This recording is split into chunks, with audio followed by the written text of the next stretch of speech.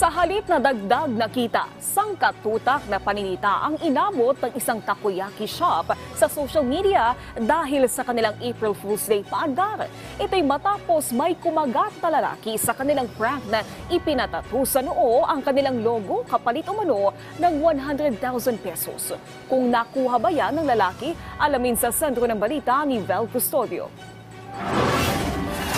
Ito ang rules ng pa-contest online ng isang food establishment. Challenge na ipatato sa noo ang kanilang business logo. At kapag nagawa mo, may tumataginting kang 100,000 piso.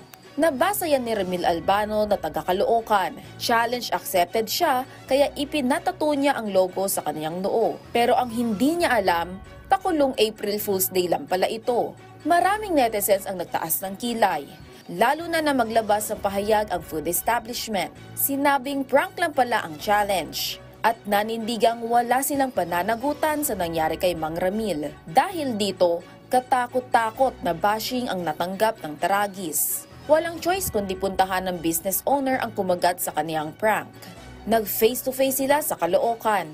Kuya, ba't mo na naisipan, ano bang gagawin mo sa pera dapat? Ano yan para sa bunso kong anak, at saka sa yung pang-tuition ng anak ko.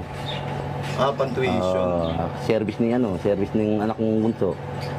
Down syndrome. Hindi nagtagal, ibinigay din sa kanya ang 100,000 pesos.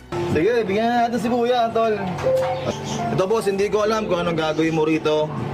Ikaw na bahala dyan. Tapos, yung kolong.